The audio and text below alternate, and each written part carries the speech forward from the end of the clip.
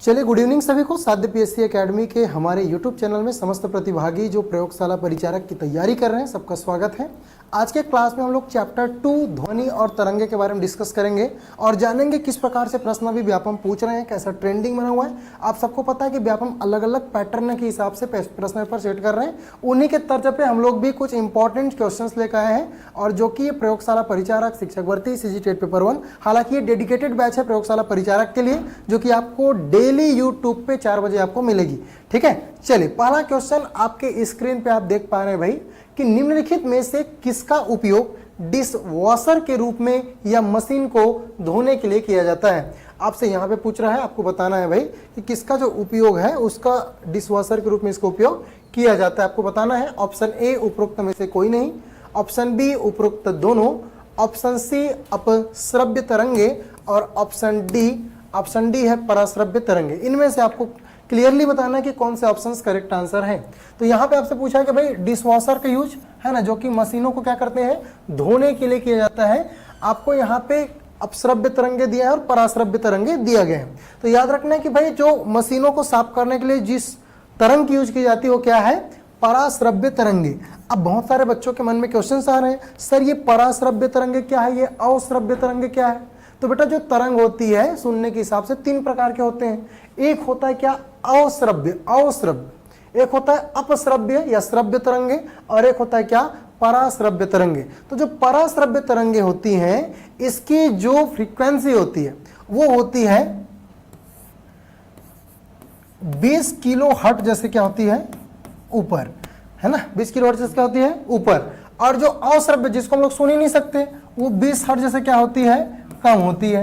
तो हम किसको सुन सकते हैं सर, तो हम सुन सकते हैं बेटा 20 हर्ट्ज से 20 किलो हर्ट्ज तक, 20 हर्ट्ज से 20 किलो हर्ट्ज तक की ध्वनि क्या कर सकते हैं हम लोग, सुन सकते हैं। उसको हम लोग क्या बोलते हैं, श्रव्य तरंगे। क्या बोलते हैं, श्रव्य तरंगे। चलिए एक बार जोरों शोरों से वीडियो को लाइक कर देना, ठीक है, ताकि मैं मोटिवेशन होकर और आपके लिए भाई डेली वीडियो ला सकूं।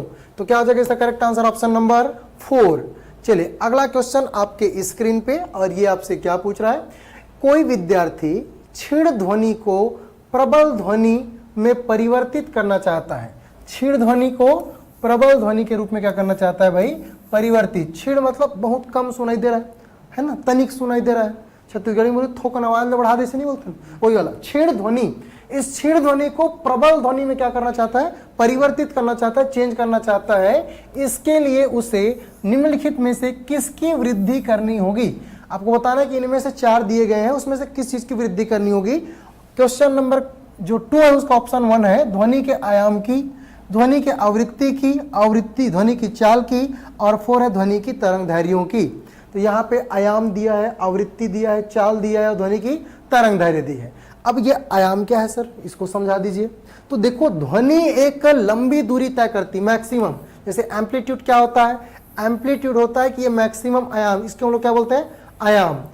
और जब इसकी लंबाई ज्यादा होगी तो ध्वनि मैक्सिमम दूरी तक सुनाई देगी। जैसे मैं चिल्लाया, है ना, ओम करके, तो आवाज कहां पहुंचा, मैक्सिमम दूरी। ओम करके चिल्लाया तो उसकी तरंगदैर्घ्य क्या होगी, कम। तो ओम करके जब धीरे से बोल रहा हूं तो उसकी क्षीण ध्वनि है। अब उसी को जब मैं ओम करके बड़ा बोल रहा हूं तो क्या हो गया, वो लंबी दूरी तक जाएगी। तो लंबी दूरी कब जाएगी, जब आयाम ज्यादा होगा। क्या ज्यादा होगा, आयाम। तो जब आयाम ज्यादा होगा, ऊंचाई ज्यादा होगी, लंबाई ज्यादा होगी, तब वो क्या होगी, दूरी लंबी दूरी तक जाएगी। तो ऑप्शन नंबर ए इज क्या हो जाएगा, करेक्ट आंसर। चारों ऑप्शन पे देखते हैं। ध्वनि की आवृत्ति, अब ये क्या है सर, ध्वनि की आवृत्ति, ठीक है। आवृत्ति मतलब होता है बेटा फ्रीक्वेंसी, है ना, 1 सेकंड में कितने चक्कर लगाया या 1 सेकंड में कितने कंपन किया, ठीक है, 1 सेकंड में कितने कंपन किया। ये आवृत्ति बताता है कि ध्वनि पतला होगा या मोटा होगा, ध्वनि पतला होगा या फिर मोटा होगा। यदि मान के चलो फ्रीक्वेंसी ज्यादा है, फ्रीक्वेंसी क्या है, ज्यादा, आवृत्ति ज्यादा है, तो आवाज कैसी होगी, पतली। तो जितनी भी हमारी लड़कियां हैं क्लास में, ये हमारे साथ ऑनलाइन जुड़ी हुई हैं, जितनी भी गर्ल्स है ना, फीमेल्स, तो इनकी जो फ्रीक्वेंसी होती है वो कैसी होती है, कम होती है। और कम होती है फ्रीक्वेंसी जिसकी, सॉरी, फ्रीक्वेंसी ज्यादा होती है जिसके कारण से आवाज क्या होती है, कम होती है, आवाज क्या होती है, पतला होती है। जबकि लड़कों का आवाज एकदम मोटा, जैसे मेरा आवाज थोड़ा सा है मोटा, तो मेरी फ्रीक्वेंसी क्या होगी, कम होगी। तो फ्रीक्वेंसी अगर कम है, आवृत्ति क्या है, कम है, तो आवाज कैसा होगा, मोटा, आयाम ज्यादा है तो आवाज ज्यादा दूर सुनाई देगा। ये कॉन्सेप्ट बहुत इंपॉर्टेंट है, ये पूरे ध्वनि चैप्टर का सार है, इसी क्वेश्चन में सार मिल गया आपको, ठीक है। तो आयाम जैसे कि जितना ज्यादा होगा आवाज उतनी क्या जाएगी, दूर जाएगी, और आवृत्ति जितना ज्यादा होगा आवाज उतना क्या होगा, पतला होगा। तो लड़कियों की फ्रीक्वेंसी ज्यादा कि कम, ज्यादा, क्योंकि आवाज कैसी होती है, पतली, और लड़कों का आवाज मोटा होता है, इसका मतलब क्या, फ्रीक्वेंसी कम। तो इससे ये पता चलता है भाई, ठीक है। तो ऑप्शन नंबर ए से क्या हो जाएगा, करेक्ट आंसर। अगले क्वेश्चन की ओर बढ़ते हैं बेटा। अगला प्रश्न आपसे क्या पूछ रहा है, आप अपने मोबाइल फोन की रिंगटोन की प्रबलता बढ़ाते हैं। प्रबलता क्या करते हैं, बढ़ाते हैं। प्रबलता बढ़ाना मतलब आवाज बढ़ाना। जैसे मोबाइल फोन लिए और मोबाइल फोन की क्या कर रहे हैं, आवाज को यहां से साइड बटन से हम लोग क्या कर रहे हैं, बढ़ा रहे हैं। तो जब रिंग टोन की प्रबलता बढ़ाते हैं तब रिंग टोन की आवृत्ति में क्या फर्क पड़ता है, ये आपको बताना है। प्रबलता बढ़ा रहे हैं तो आवृत्ति में क्या फर्क पड़ेगा उसको बताना है। ऑप्शन ए, बढ़ती है, घटती है, समान रहती है, ज्ञात नहीं किया जा सकता। तो यहां पे याद रखना है प्रबलता किसकी बात की गई है, प्रबलता, है ना, प्रबलता। तो मोबाइल फोन की रिंग टोन की अगर आप प्रबलता बढ़ाते हैं तब जो रिंग टोन की फ्रीक्वेंसी है वो एकदम फिक्स करके रखी गई है। क्या करके रखी गई है, फिक्स करके रखी गई है। कहने का मतलब ये है बेटा, ये क्या रहती है, समान रहती है, क्योंकि फिक्स है मोबाइल, ज़्यादा नहीं करा सकते, ठीक है। एक निश्चित फिक्स करके दे दिया, सेटअप रहता है ना, उससे आप थोड़ी बढ़ा सकते हो। तो क्या है, समान रहती है। अगला क्वेश्चन, मानव कान द्वारा, कौन सा कान द्वारा, मानव कान द्वारा लगभग खाली स्थान से कम आवृत्ति की ध्वनियों का पता नहीं लगाया जा सकता। वही अश्रव्य तरंगे, अश्रव्य तरंगे जिसको हम लोग सुन नहीं सकते, श्रव्य तरंगे जिसको हम लोग सुन सकते हैं। श्रव्य तरंगों की आवृत्ति कितनी होती है भाई, 20 हर्ट्ज जैसे 20 किलो हर्ट्ज। जैसे भूकंप सुनाई देता है क्या, भूकंप नहीं सुनाई देता। आपका हृदय धक धक कर रहा है, सुनाई देता है क्या, नहीं देता, ठीक है। ये कुत्ता बिल्ली किस प्रकार के रोते हो हमको सुनाई नहीं देता, क्या बात कर रहे भाई उसका, है ना। तो इनकी जो फ्रीक्वेंसी है, इनकी जो फ्रीक्वेंसी बहुत क्या होती है, कम होती है। तो अश्रव्य तरंगे, मैं बार बार बोल रहा हूं, अगर 20 हर्ट्ज जैसे कम है, 20 हर्ट्ज जैसे क्या है, कम है, वो हमको सुनाई नहीं देगा, उसको हम क्या बोलेंगे, अश्रव्य तरंगे। कैसी तरंगे, अश्रव्य। और यदि 20 हर्ट्ज जैसे 20 किलो हर्ट्ज है, कितना है, 20 किलो हर्ट्ज, किलो मतलब इसको 3 जीरो भी लिख के 2000 कर सकते हैं, ठीक है। ये क्या हो जाएगा बेटा, सुनाई देगा। इसको हम लोग श्रव्य तरंगे क्या बोलते हैं, श्रव्य तरंगे। तो पूछा क्या गया है, मानव कान द्वारा लगभग इतने से कम आवृत्ति की ध्वनि का पता नहीं लगाया जा सकता। तो कितने का, 20 हर्ट्ज से कम, क्योंकि 20 हर्ट्ज से 20 किलो हर्ट्ज भी लगाया जा सकता है। अगर 20 किलो हर्ट्ज से ऊपर है तो पराश्रव्य तरंगे। फिर वो चमगादड़, चमगादड़ सुनता है, कैसी आवाज सुनता है, परश्रव्य तरंगों की आवाज सुनता है। तो ऑप्शन नंबर क्या हो जाएगा, 4 इज द करेक्ट आंसर। तो जितने बच्चे हैं जिन्होंने 4 किया है, देखो कमेंट करते रहो, वीडियो को लाइक कर दो, कमेंट कर दो, ताकि मुझे पता चले, चाहे वीडियो यूट्यूब पे डले रहे, मैं बाद में देख लूंगा भाई किसका किसका क्या क्या आंसर आ रहा है, क्वेश्चंस क्या क्या रिप्लाई किए। तो यारी इतनी अच्छी से करना कि भाई पेपर आराम से निकले, ठीक है। चलिए अगला क्वेश्चन आपके सामने भाई, अगला क्वेश्चन, ठीक है, इसको थोड़ा सा बाद में करेंगे, ठीक है। कथन 1 और कथन 2, कथन 3, इस प्रकार के प्रश्न व्यापक में भी पूछ रहे हैं। कथन 1, कथन 2, कथन 3 आपको पहचानना है। ये व्यापक का फेवरेट टाइप का प्रश्न हो गया आजकल। कथन 1 बोल रहा है बेटा कि कंपन की आवृत्ति ध्वनि की पिच को निर्धारित करती है। कंपन की आवृत्ति किसको निर्धारित करती है बोल रहे हैं, पिच को। सही बात है, अभी बताया हूं मैं, ध्वनि पिच को निर्धारित करती है। देखो ध्वनि के 3 गुण, ध्वनि कितने गुण, 3 गुण। पहला तीव्रता, पहला क्या, तीव्रता। दूसरा बेटा पिच, दूसरा क्या है, पिच, हिंदी में बोलते हैं तारत्व, हिंदी में क्या बोलते हैं, तारत्व। और तीसरा ध्वनि का गुण है वो क्या है, गुणता। क्या है, गुणता। देखो फिजिक्स अभी बहुत दिन से पढ़े नहीं हो, क्लास में पढ़ाया था लेकिन बहुत दिन से पढ़ नहीं पाया, रिवीजन करा देता हूं, आज पूरा टॉपिक कंप्लीट करा दूंगा इसी बहाने, है ना। देखो तीव्रता कहने का मतलब ये पूरी तरीके से डिपेंड है आयाम पे। किस पर डिपेंड है, आयाम। पिच डिपेंड है आपके आवृत्ति, किस पे डिपेंड है, आवृत्ति। और जहां आयाम भी ना हो, आवृत्ति ना हो, वहां कैसे पता चलेगा, गुणता पता चलेगा। जैसे कमरे बंद है ना, अब 2 बहन आपस में बात कर रहे हैं, अब पता चलेगा कौन से बहनी बात कर रहे हैं, तो कैसे पता चलेगा, वो गुणता से पता चलेगा।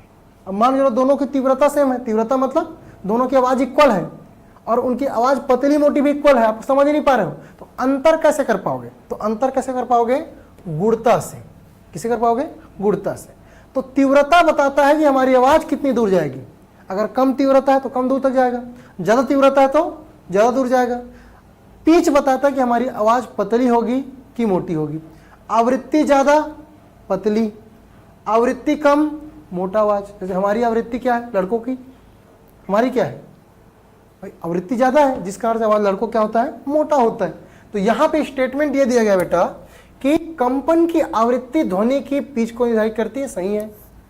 कंपन की उच्च आवृत्ति निम्न तारत्व उत्पन्न करती है। कंपन की उच्च आवृत्ति निम्न तारत्व उत्पन्न करती है। आयाम ध्वनि की प्रबलता को प्रभावित करता है। ये दे इस प्रकार के दिया गया है। तो कंपन की उच्च आवृत्ति निम्न तारत्व को प्रदर्शित नहीं करती, उच्च तारत्व को प्रदर्शित करती है। तो दूसरा नहीं होगा, तो option number B is the correct answer. कहने का मतलब यह है कि सर कथन एक, यहां पे ये वाला थोड़ा सा मिस्टेक है, ठीक है, यहां पे ये वाला आंसर हो जाएगा, ठीक है। Answer number 2 is the correct answer, 3 नहीं होगा। Answer number 2 is the correct answer, ठीक है। कथन 1 और कथन 3 क्या है? सही है, ठीक है। यहाँ पे देखना कथन 1 और कथन 3 सही है, ठीक है। वो टाइपिंग मिस्टेक की वजह से हो गया है। चलिए अगला क्वेश्चन।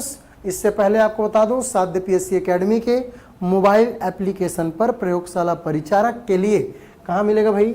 साध्य पीएससी एकेडमी का मोबाइल एप्लीकेशन कैसे डाउनलोड करेंगे? गूगल के प्ले स्टोर पे चले जाएंगे।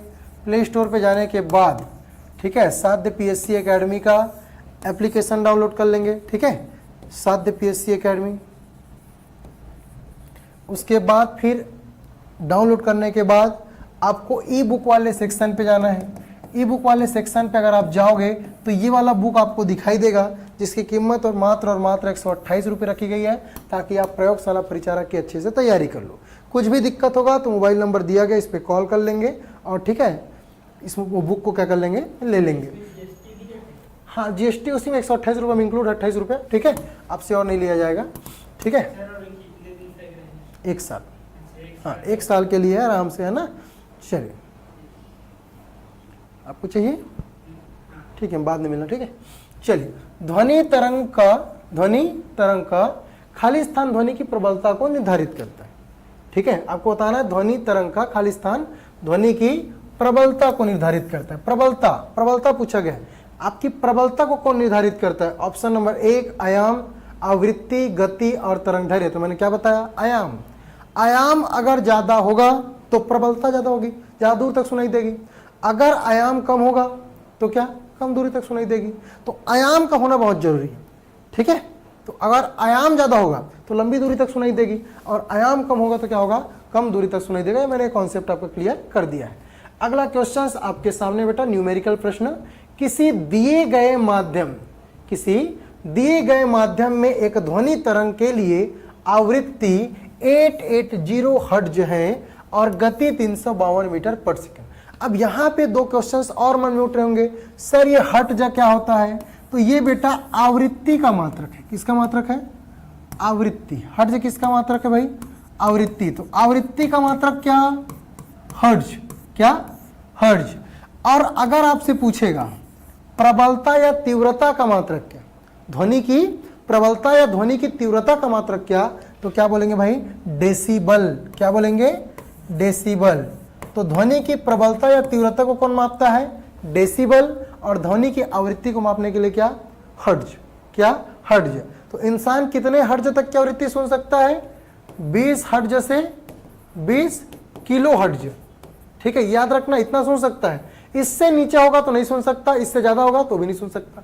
इससे नीचे अवश्रव्य ध्वनि, इससे ज्यादा क्या होगा? परश्रव्य ध्वनि। देखो छोटी छोटी बात बता रहा हूं क्लास में, बहुत इंपॉर्टेंट, थ्योरी क्लास में यही सब पढ़ाते हैं, तो एमसीक्यू में हो जा रहा है कंप्लीट आपका, ठीक है। चलिए, तो इंपॉर्टेंट है 0.4 मीटर, 0.03 मीटर या 0.25 मीटर या 0.0। चलो बनाते हैं भाई।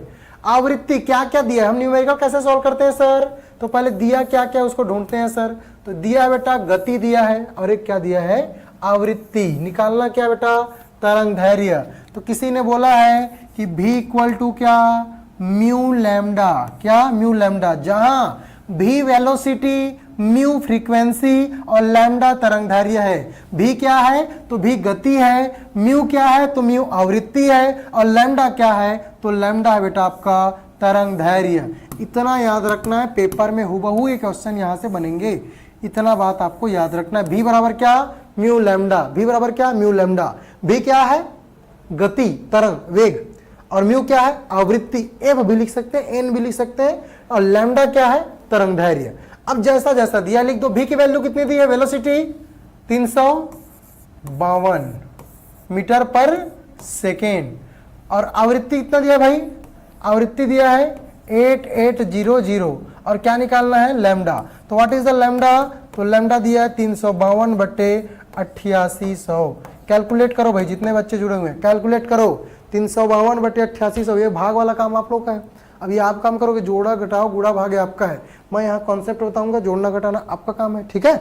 चलिए फिर भी हम बता देते हैं, यहाँ भाग करना है भाई 8800 को 352 में, ठीक है। कितना आ जाएगा, बहुत बढ़िया, बहुत सारे बच्चों का आंसर आ चुका है। Which is the correct answer 0.04 metre. कितना आएगा 0.04 मीटर अगर आप कैलकुलेट किए तो, है ना। तो इस प्रकार से आपको न्यूमेरिकल क्वेश्चन बनाना है। अब देखो न्यूमेरिकल प्रश्न कैसे बनाना है मैं ये सिखा रहा हूं कि जो दिया उसको उपयोग करना है, ठीक है। यहाँ पे क्या दिया बेटा गति, यहाँ पे क्या दिया है आवृत्ति, आपको निकालना क्या है तरंगदैर्घ्य। तो आपको एक ऐसा रिलेशन ढूंढना है जो भी कभी हो। भी तो दिया ही है, म्यू दिया है, म्यू मतलब क्या बोलते हैं आपका म्यू बोलो फ्रीक्वेंसी बोलो, है ना, या ये बोलो फ्रीक्वेंसी है, क्या है सर फ्रीक्वेंसी। और लैम्डा, तो इसमें कुछ ना कुछ रिलेशन है, हाँ तो है, वह भी इक्वल टू म्यू लैम्डा या फिर एन लैम्डा जो भी बोल सकते हो, ठीक है। इस प्रकार के रिलेशन आपका दिया गया है, तो इस प्रकार का आंसर क्या हो जाएगा 0.04। इस प्रकार के आप न्यूमेरिकल प्रश्न आप सॉल्व कर सकते हो। बड़े आयाम वाले ध्वनि कंपन, बड़े आयाम वाले ध्वनि कंपन उत्पन्न करते हैं। अब जिसकी आयाम क्या होगी बड़ी होगी, उसकी आवाज कैसी होगी प्रबलता भाई, क्षीण होगी कि तीक्ष्ण होगी कि उच्च होगी कि कर्कश होगी, आप ही लोग बता दो। सर आपकी आवाज बहुत कर्कश है, कोई बात नहीं भैया, है ना। क्षीण तीक्ष्ण उच्च कर्कश कैसी होगी बता दो। क्षीण होगी क्या बड़े आयाम वाली ध्वनि, नहीं सर आप बार बार बोले हो सर कि उसकी उच्च ध्वनि होगी, वो ज्यादा दूर तक क्या होगा सुनाई देगा। तो मैंने बार बार बोला कि बेटा अगर आयाम बड़ा होगा, क्या बड़ा होगा आयाम बड़ा होगा, तो बहुत लंबी दूरी तक क्या हो जाएगी ध्वनि सुनाई देगी। ऑप्शन नंबर क्या हो जाएगा सी इज द करेक्ट आंसर। अगला क्वेश्चन, ध्वनि की चाल किसमें अधिकतम होती है। ये बच्चा वाला प्रश्न है, क्लास में तो इसको हलवा पूरी टाइप का बताया हूं कि ध्वनि सबसे ज्यादा, क्या ध्वनि निर्वात में चलेगी क्या, नहीं सर। तो ध्वनि सबसे ज्यादा कहां सुनाई देगी सर ठोस में, ठोसों में सबसे ज्यादा, यस सर। फिर कहां सर द्रव में, फिर कहां सर गैस में। तो ध्वनि एक अनुदैर्घ्य तरंग, कैसी तरंग अनुदैर्घ्य, कैसी तरंग है अनुदैर्घ्य। तो ध्वनि कैसी तरंग अनुदैर्घ्य, जो सबसे ज्यादा कहां पे तो सॉलिड में, कहां पे भाई सॉलिड ठोस कड़ा चीज में। उसके बाद किस में लिक्विड द्रव में, पानी वानी है ना, पानी में डूबे हो तो उसमें सुनाई देगा। और गैस में उसकी जो होगी क्या होगी सबसे कम होगी। तो ऑप्शन नंबर कौन सा करेक्ट हो जाएगा भाई, ध्वनि की चाल ठोसों में अधिक होगी। ऑप्शन नंबर क्या डी। सर निर्वात में नहीं, निर्वात में नहीं क्योंकि क्यों अनुदैर्घ्य तरंगे हैं, ठीक है। चलिए अगला क्वेश्चन आपके सामने बेटा, एक ध्वनि तरंग की आवृत्ति 50 हर्ट्ज है। क्या दिया गया आवृत्ति 50 हर्ट्ज है। पेपर ऐसे ही सॉल्व करना है कि ध्वनि तरंग की आवृत्ति 50 हर्ट्ज है और इसकी तरंग दैर्घ्य क्या क्या दिया है बेटा, इसकी तरंग दैर्घ्य है 4 मीटर। 3 सेकंड में ध्वनि तरंग वाला कितनी दूरी जाएगी। अब मैं यहाँ पे ये नहीं पढ़ाऊंगा कि तरंग दैर्घ्य का मात्रक क्या है, क्योंकि तरंग दैर्घ्य का मात्रक क्या है यहाँ पे मीटर, यहाँ पे आवृत्ति का मात्रक क्या है हर्ट्ज। तो छोटा मोटा क्वेश्चन तो यहीं से बन जाएगा, उसको मैं अलग से और नहीं कराऊंगा, है ना। तो बिल्कुल यहाँ पे अभी सिर्फ कराऊंगा आवृत्ति का मात्रक क्या है, तरंग दैर्घ्य का मात्रक क्या है। भैया यहाँ से पता चल रहा है ना, आवृत्ति का मात्रक क्या है भाई हर्ट्ज, वो भी तो मैं बता ही रहा हूँ ना, ठीक है। और तरंग दैर्घ्य का मात्रक क्या है 4 मीटर। तो हम एग्जाम ओरिएंटेड पढ़ाई करेंगे जिससे हमारा एग्जाम निकल जाए, टाइम पास नहीं करना है, ठीक है। मैं बार बार बोलता हूँ क्लास में भी और यहाँ भी बोल रहा हूँ कि जो चीजें हंसी मजाक लगता है, पढ़ने में मजा आता है ना, वो चीजें एग्जाम में नहीं पूछा जाए। आपको थोड़ा सा दिमाग लगाना पड़ेगा, दिमाग लगाना पड़ेगा, हाँ उसमें मजा लेना है आपको, ठीक है। वो बोलते हैं ना खेल खेल में शिक्षा, तो आपको उसमें पढ़ते पढ़ते मजा, क्योंकि वो एक बार आप सीख जाओगे ना तो जो मन से आनंद आता है, अरे यार ये कॉन्सेप्ट था, अब मजा आ गया। जैसे यहाँ पे देखना, एक ध्वनि तरंग की आवृत्ति 50 हर्ट्ज। अब मैं आपको क्यों बताऊं कि आवृत्ति की मात्रक हर्ट्ज होती है, मैं बार बार बता रहा हूं। तो अगर आप मेरे को पेपर पूछेगा कि आवृत्ति का मात्रा बताओ, नहीं बताओगे क्या होता है हर्ट्ज। तरंग दैर्घ्य का मात्रक क्या होता है? मीटर, क्योंकि लंबाई है ना भाई, तो लंबाई का मात्रक क्या होगा? मीटर। 3 सेकंड में ध्वनि तरंग द्वारा कितनी दूरी तय करेगी? क्या पूछा गया है? दूरी तय करेगी। क्या पूछा गया है? दूरी तय करेगी। अब दूरी क्या होता है सर? दूरी है ना, तो हमने तो एक पढ़ा है सर, यहाँ पे आवृत्ति दिया है, तरंग दैर्घ्य दिया है, तो अभी तो बताया बेटा v बराबर क्या? Mu lambda. ठीक है, v बराबर क्या? Mu lambda. अब कहाँ कहाँ कुछ कुछ दिया है, उसको यहाँ पे डाल दो यार। आवृत्ति कितना दिया है सर? 50 हर्ट्ज है ना, और क्या दिया है सर? तरंग दैर्घ्य दिया है सर 4 मीटर सर। ये लो भैया, तो भी की वैल्यू निकल गया भाई 50 × 200। ये ले, अब भी क्या है? भी क्या है भाई? भी क्या है? तो भी इज द वेलोसिटी। वेलोसिटी की मात्रा क्या? मीटर पर सेकेंड। क्या? मीटर पर सेकेंड। ये लो भाई, मीटर पर सेकेंड। मीटर पर सेकेंड किसकी मात्रक? वेलोसिटी। अब ये थोड़ी बताऊंगा कि वेग का मात्रक क्या होता है? मीटर प्रति सेकेंड। वेग क्या है? एकांक समय में तय करी पथ की लंबाई है ना, एकांक समय में तय की गई पथ की लंबाई क्या कहलाती है? वेलोसिटी। अब ये तो हो गया भैया। 3 सेकंड में ध्वनि तरंग द्वारा कितनी दूरी पूछा गया है? दूरी, तो आपको पता है चाल बराबर दूरी बटे समय। ये लो भैया, ये भी हमने पढ़ाया है, चाल बराबर दूरी बटे समय। अब रख दो भैया जो जो दिया है। चाल तो दिया है सर 200 मीटर पर सेकेंड। ये लो 200 मीटर पर सेकेंड। दूरी कितना दिया है? दूरी को दिया, दूरी तो पूछा है सर पेपर में, दूरी तो पूछा है, तो दूरी को मान के चलो मैं लिख दिया दूरी। और समय बता दो, समय लिखा है क्या? यस सर, समय कहाँ दिया? 3 सेकंड सर, 3 सेकंड। तो मैंने यहाँ पे 3 लिख दिया। क्या लिख दिया? 3 लिख दिया।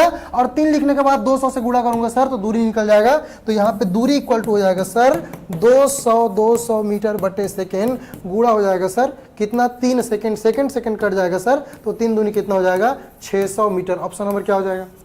बस ऐसे ही सॉल्व करना, कुछ नहीं भाई, बस आपको आना चाहिए क्या क्या दिया उसको उपयोग करना आना चाहिए पेपर में, बाकी कुछ नहीं है। बस जो दिया है उसी को यूज करना है भाई, ठीक है, बस यही फिजिक्स है। चलिए अगला क्वेश्चन आपसे ये पूछा गया है, परमाणु अभिक्रियाओं में उत्पन्न और रेडियोधर्मी नाभिक द्वारा उत्सर्जित उच्च आवृत्ति विकिरण जो कैंसर कोशिकाओं को नष्ट करने के लिए दवा में उपयोग की जाती है उसे क्या नाम है? कहूंगा तो बढ़िया प्रश्न। विद्युत चुंबकीय तरंगे, कौन सी तरंगे? विद्युत चुंबकीय तरंगे। किसने दिया? मैक्सवेल। किसने दिया? मैक्सवेल।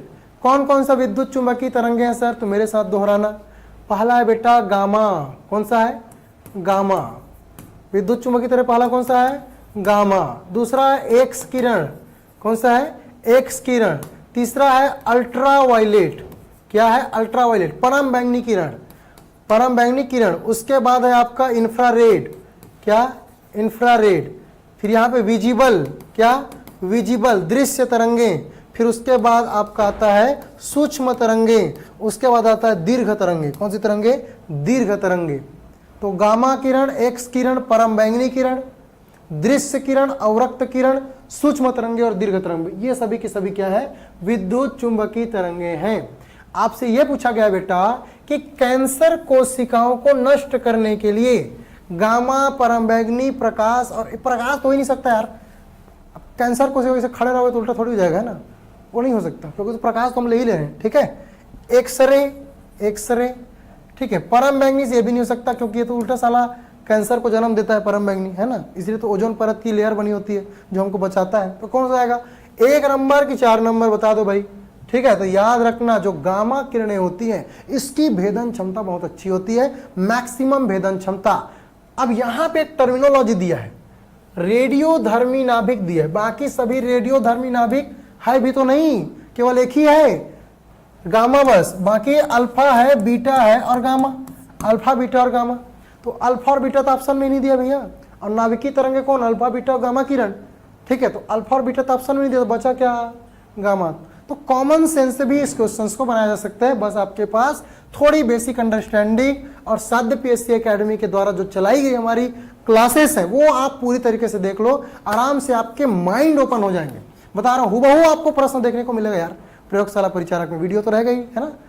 चलिए अगला क्वेश्चंस आपको बता रहा हूं, अगला क्वेश्चंस आपके सामने में दिखने में बड़ा है, ठीक है, बाकी क्वेश्चंस को आराम से पढ़ना भी है। अवतल दर्पण जब किसी वस्तु को देखने के लिए उपयोग किया जाता है तो दर्पण से वस्तु की दूरी के आधार पर विभिन्न प्रकार के प्रतिबिंब बना सकते हैं। निम्नलिखित में से कौन सा विवरण अवतल दर्पण द्वारा बनाए गए संभावित प्रतिबिंबों के से सही ढंग से मेल खाता है। अवतल दर्पण के बारे में पूछा गया है। कुल मिला के आपको क्या जानना है? अवतल दर्पण के बारे में। किसके बारे में? अवतल दर्पण। कैसा दर्पण? अवतल दर्पण। ये अवतल दर्पण के बारे में आपको पता होना चाहिए। अब ये पूछा गया है भाई आपको अवतल दर्पण के बारे में, क्या पूछा गया है सर? जब वस्तु दर्पण के बहुत करीब रखी जाती है तो वास्तविक, उल्टा और आवर्धित प्रतिबिंब बनता है।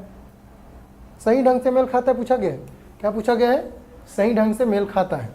जब वस्तु को फोकस बिंदु और ऊर्ध्वाधर के बीच रखा जाता है तो आभासी, सीधा और आवर्धित प्रतिबिंब बनता है। जब वस्तु को वक्रता केंद्र से परे रखा जाता है, दूर रखा जाता है, तो वास्तविक, उल्टा और समान आकार का प्रतिबिंब बनता है, और उपरोक्त में से अधिक। तो मैं आपको बता दूं बेटा, जब भी अवतल दर्पण द्वारा प्रतिबिंब बनेगा, ठीक है, तो हमेशा कैसा प्रतिबिंब बनेगा? आभासी, सीधा और बड़ा प्रतिबिंब। कैसा बनेगा? आभासी, सीधा और बड़ा। आवर्धित है, क्या है ये? आवर्धित। ठीक है, आवर्धित प्रतिबिंब आपको क्या मिलेगा? अवतल दर्पण में मिलेगा। तो ऑप्शन नंबर क्या हो जाएगा? B is the correct answer. ठीक है, चलिए अगला क्वेश्चन आपके सामने में। एक परावर्तक पृष्ठ अंदर की ओर वक्रित है। परावर्तक पृष्ठ कैसा भाई? अंदर की ओर वक्रित है। ये लो, परावर्तक पृष्ठ कैसा है? अंदर की ओर क्या है? वक्रित है। तब निर्मित दर्पण है। कौन सा दर्पण भैया निर्मित होगा? इस वाला वक्रित में ये परावर्तक पृष्ठ है। तो कौन सा क्या हो जाएगा? ये प्रतिबिंब है, इसको आपको बताना है। समतल दर्पण, उत्तल दर्पण, अवतल दर्पण, इनमें से कोई नहीं। ये लो भैया, गोला है एक ठो, इस गोला को हम काट देंगे और काट के इधर एक ठो परावर्तक पृष्ठ बना देंगे। ये लो, ये परावर्तक पृष्ठ और ये एक ठो ये वाला परावर्तक पृष्ठ। ठीक है, तो ये वाला अवतल दर्पण है बोल रहे हैं। तो आंसर नंबर कौन सा हो जाएगा भाई? तो अवतल दर्पण इसका करेक्ट आंसर हो जाएगा। उत्तल दर्पण क्या होता है? उत्तल दर्पण उभरा हुआ होता है। क्या होता है? उभरा हुआ होता है। तो उत्तल दर्पण पूछेगा तो उत्तल दर्पण का भैया ये उभरा वाला पार्ट क्या रहेगा? परावर्तक पृष्ठ रहेगा। ये लो, और यहाँ पे क्या पूछा गया है? अंदर की ओर, पृष्ठ के अंदर की ओर वाला क्या रहेगा? ये रहेगा आपका परावर्तक पृष्ठ। ठीक है, तो यहाँ पे देखो ये वक्रित ये भी है ऐसे गोला, लेकिन ये अंदर वाला वक्रित नहीं है इसका, लेकिन क्या है? अंदर वाला, ये अंदर वाला परावर्तक पृष्ठ। ठीक है, कैसा है? परावर्तक पृष्ठ, जहां से प्रकाश परावर्तित, सॉरी, जहां से प्रकाश जो होता है क्या होता है? परावर्तित होगा, है ना? परावर्तक पृष्ठ मतलब जहां से प्रकाश परावर्तित होगा। ठीक है, चलिए अगला क्वेश्चन आपके सामने में, थोड़ा सा यहाँ पे चेंज कर लेंगे, है ना? माध्यम में ध्वनि तरंगों की प्रकृति कैसी होती है? माध्यम में ध्वनि तरंगों की प्रकृति अभी तो बताया यार, बताओ, कमेंट करके आंसर दो इसका आंसर।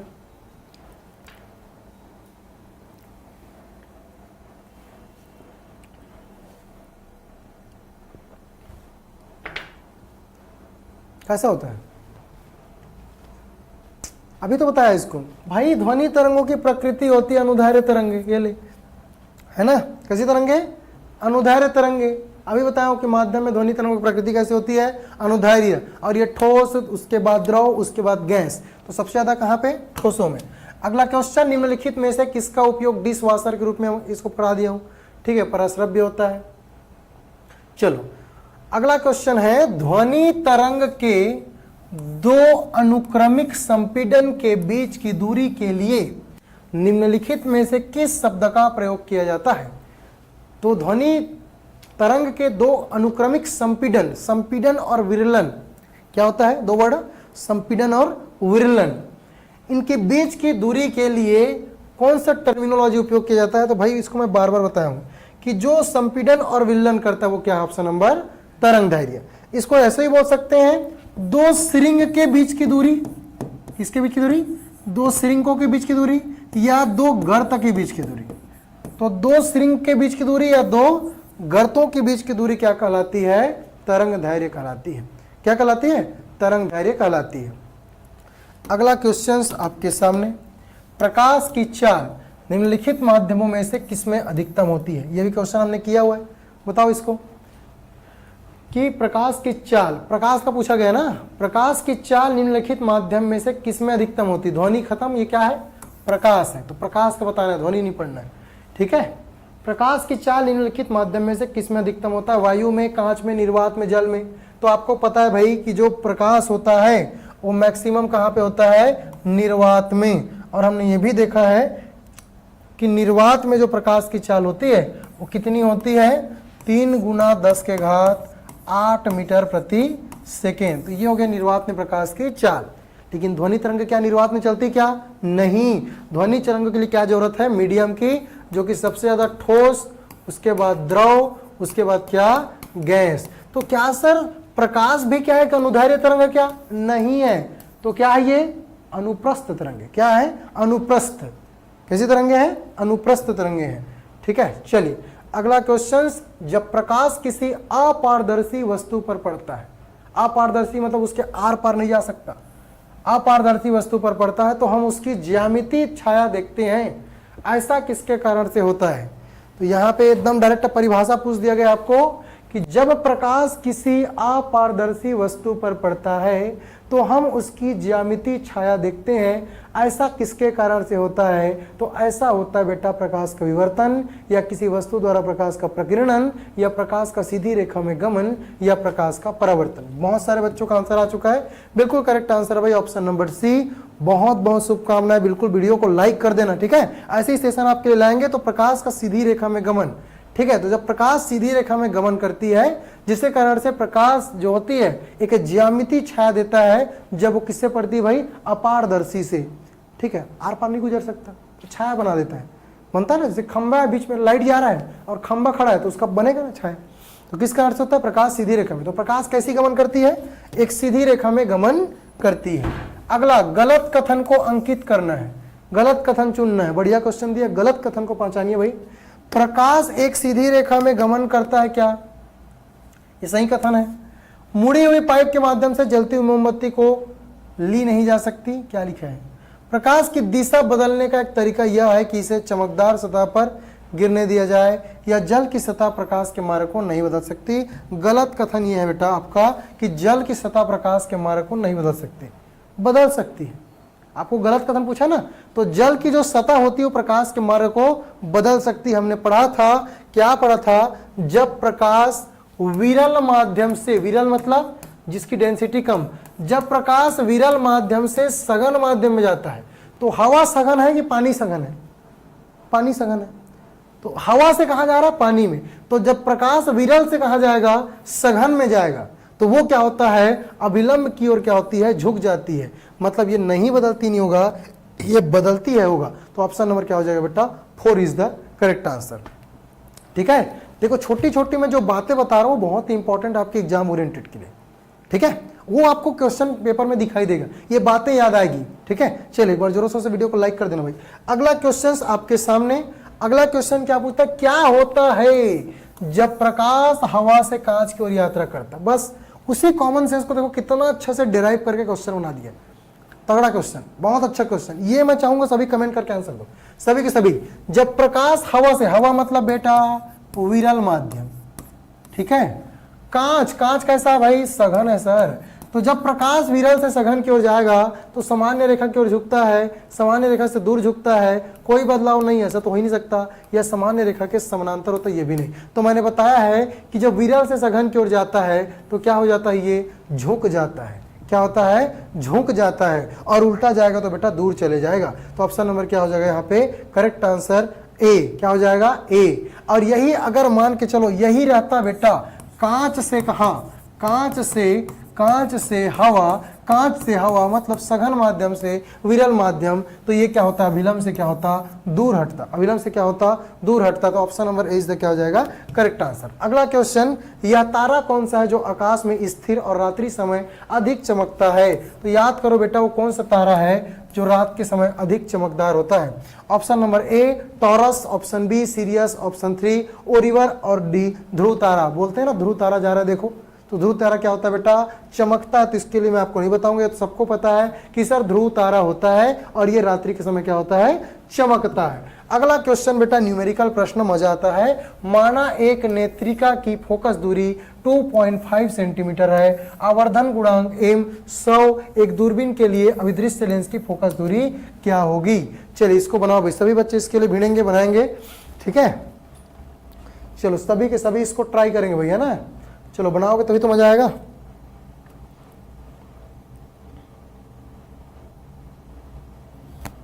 बना लो भैया, बना लो, ठीक है।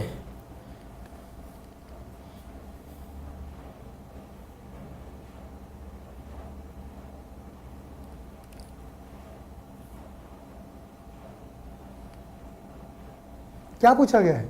अभिदृश्य लेंस की फोकस दूरी, है ना, अभिदृश्य लेंस की फोकस दूरी क्या होगी? तो एक रिलेशन है बेटा, वो क्या है?